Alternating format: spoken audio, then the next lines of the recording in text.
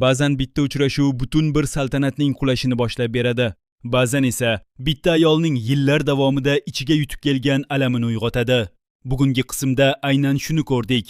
Tashqaridan sokin ko'ringan odamlarning ichida qaynab yotgan o't, yillar oldin bitmagandek tuyulgan yaralarning yana ochilishi va eng xavflisi, endi hech kim ortga qayta olmaydigan nuqtaga yaqinlashib qolganini his qildik. Eng dahshatlisi esa shundaki, bu safar mojaro faqat pul yoki obro' haqida emas. Bu safar masala kim kimni sindiradi, kim kimni tiz cho'ktiradi va kim o'tmishning qasosini bugunning taqdiriga aylantiradi. Ana shu haqida. Nazokatning bugungi ochilishi oddiy xotira emas edi.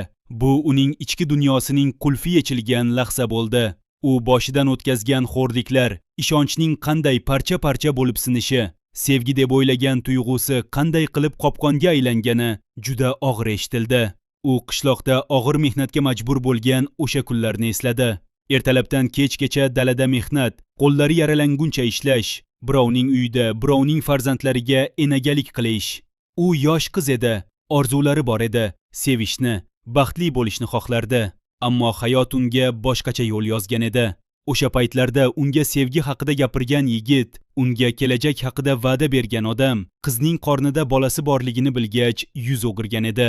Nafaqat o'zi ketgan, balki otasini ham, onasini ham orqasidan tushirgan. Nazokatni o'sha qishloqda hamma ko'rsatib kulgan, aldangan, nomusga teggan, o'zi aybdor degan so'zlar havoda uchgan. Eng og'rig'i esa bolasining otasi uni tan olmagan. Hech qachon bir marta ham ortiga qarab qaramagan. Nazokat o'sha azobni yolg'iz o'zi boshidan kechirgan. Qornida bolasi bilan qo'lida hech narsasi yo'q, qayerga borishini bilmay qolgan. O'sha paytda unga hech kim yordam bermagan. Qarindoshlar ham, do'st deb bilganlari ham, hammasi undan yuz o'girgan. Shu og'riqli kunlar nazokat ichida bir narsani o'ldirgan. Ishonch degan narsa faqat zaiflarga kerak degan hisni. U o'sha paytda o'ziga va'da bergan. Hech qachon birovga qaram bo'lmaslik, hech qachon birovga yuragini ko'rsatmaslik va eng muhimi, omon qolish uchun nima kerak bo'lsa, shuni qilish. Bugun nazokat o'zini bir ayolga ochganida, bu tasodif emas edi. U yillar davomida ichiga yutgan hamma narsani to'kib solgan. Qanday qilib o'sha qishloqdan qochib chiqqani, qanday qilib birinchi pullarni topgani, qanday qilib hech kimga ishonmay o'zining yo'lini o'zi ochgani. Lekin eng muhimi, u shunchaki eslamadi. U bugungi nazokat qayerda tug'ilganini ko'rsatdi. O'sha ezilgan, aldangan, tashlab ketilgan qiz ichida bugungi sovuqqon, hisob-kitob bilan yashaydigan ayolni dunyoga keltirgan. Shu sabab bugungi nazokat rahm-shafqatdan ko'ra nazoratga, samimiyatdan ko'ra natijaga yaqinroq turadi. Bu esa uni kelajakdagi katta to'qnashuvlarda juda kuchli, lekin bir vaqtning o'zida juda yolg'iz figuraga aylantiryapti. Ofisdagi chiziq esa butun qismning yuragi bo'ldi. Bir necha kundan beri koridorda shivirlar tarqalgan edi. Ba'zilar bilgan, ba'zilar faqat sezgan. Katta uchrashuv bo'ladi degan gap tarqalgan. Ammo buning oddiy yig'ilish emasligini hamma his qilgan. Stol atrofiga o'tirganlar orasida eski tanishlar, bir paytlar birga ishlagan odamlar, bir-biriga ishonch bildirgan va keyin yo'llari ajralgan odamlar bor edi. Xona shu qadar jiddiy ediki, kimdir stol ustiga qog'ozlarni qo'yganda, uning shitiri ham baland eshitilgan. Avvaliga kimdir loyiha haqida gap boshladi. Qayerdan boshlangan, qancha mablag' sarflangani, kim rahbarlik qilgani. Lekin bu faqat boshlanish edi. Tez orada gap pulga kelib taqalgan. Maoshlar, va'dalar, bajarilmagan majburiyatlar. Birinchi bo'lib kimdir jahli chiqib, sizlar bizni ishlatdingizlar va keyin tashlab ketdingizlar degan. Bu so'z aytilishi bilan havoda bir narsa o'zgargan. Endi bu shunchaki ish yig'ilishi emas, bu kimning asl yuzi ochilishini hal qiladigan maydonga aylangan. Afzal burchakda o'tirgan edi. U har bir so'zni diqqat bilan tinglardi. Uning ko'zlarida esa nafaqat qiziqish, balki bir narsa kutish bor edi. U bu uchrashuvni imkoniyat sifatida ko'rardi, tomosha sifatida. Unga faqat vaqt kerak edi. Kim qanday harakat qilishini, kim kimga qarshi chiqishini, kimning asl niyati ochilishini kuzatish kerak edi. Tamar opa esa boshqa edi. Uning ichida yillar davomida to'plangan alam bor edi.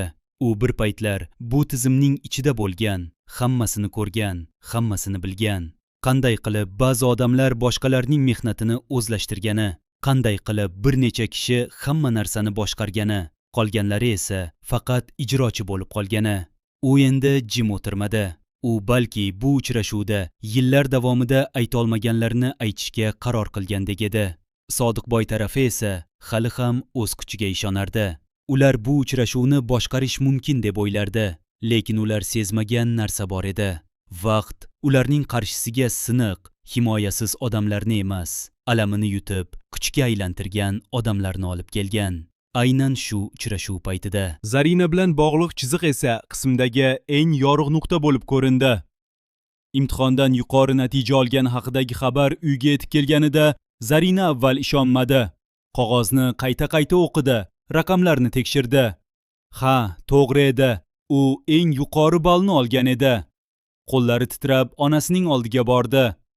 Onasi o'sha paytda oshxonada edi. Qo'lida ro'molcha bir chekkasini tishlab turgan edi. Zarina indamay qog'ozni onasining oldiga qo'ydi. Onasi qaradi.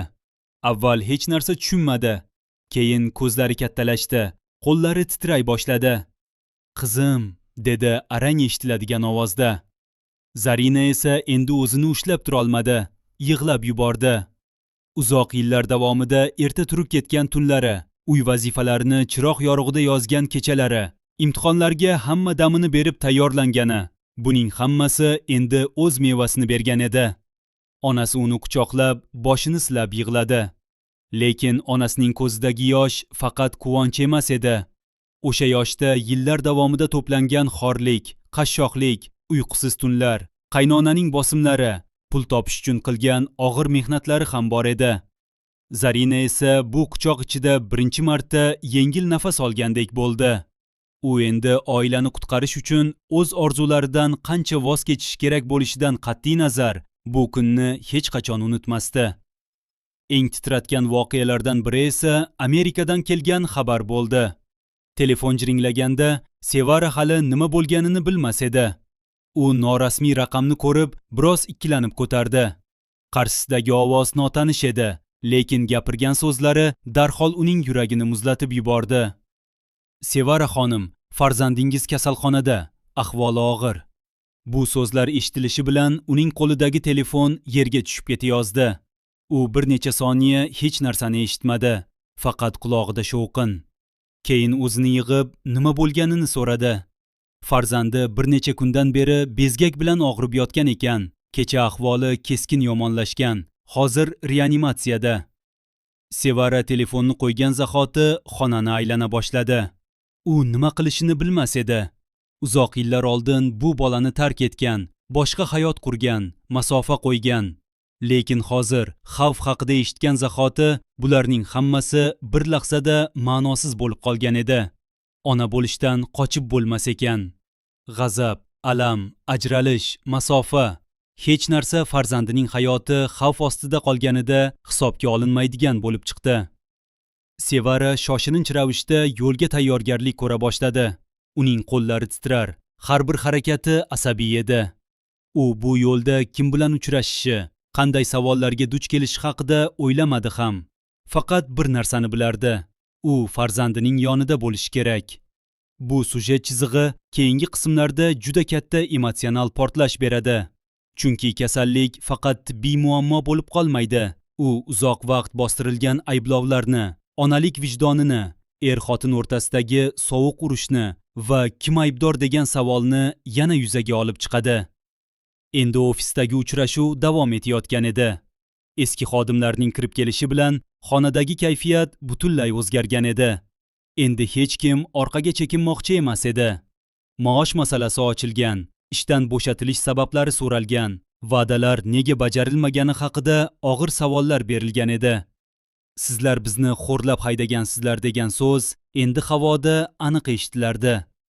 Bu endi oddiy tortishuv emas, bu ayblov edi va bu ayblovga javob berish kerak edi. Sodiqboy tarafi bu savollarga tayyor emas edi. Ular har doim hamma narsani nazorat qilishga odatlangan edi, lekin bu safar nazorat ularning qo'lidan chiqib ketayotgan edi. Kimdir jadvalni oldinga surdi, kimdir qattiqroq gapira boshladi, kimdir esa indamay qo'lini stolga urdi. Bu tovush butun xonani larzaga keltirgandek bo'ldi. Nazokatning o'zi esa yaqin orada juda keskin qaror oldida qoladi. Chunki bir tomonda uning o'tmishi bor, xo'rlik, qasos, tirik qolish instinkti. Ikkinchi tomonda esa bugungi hayoti bor, mavqe, ta'sir, odamlar ishonchi. Agar u qasosni tanlasa, ko'p odamlar bilan birga o'zi ham yonadi. Agar u adolatni tanlasa, oldin o'zining gunohlariga tik qarashi kerak bo'ladi. Bu esa nazokat uchun eng og'ir sinov. Tashqaridan hammani yengayotgandek ko'ringan ayol ichkarida ilk bor o'zidan yengila boshlaydi. U kechasi yolg'iz qolib, qo'lidagi choy kosasiga tikilib o'tirganida, uning ichida ikki xil ovoz kurashadi. Biri, sen buni ularga qarzing bor, ular seni ezgandilar, endi qaytaring desa. Ikkinchisi, sen o'sha odamlarga o'xshab qolmoqchimisan deydi. Nazokat esa hali javobni bilmaydi. Nozima uzoq jim turmaydi. Uyning sotilishi, mashinaning qo'ldan chiqishi, iqtisodiy bosim ortishi bilan oiladagi mayda gaplar haqiqiy urushga aylanadi. Qaynonaning nazorati kuchaygani sayin kelinning ichki qarshiligi ham kuchayadi. Bir kun ertalab Nozima hamma kutmaganda birinchi marta o'z ovozini ko'tardi. U juda baland emas, lekin juda aniq dedi. Endi bas. Bu ikki so'z xonada bir necha soniya sukunat yaratdi.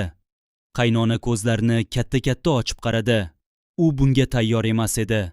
Nozima esa o'zining aytgan.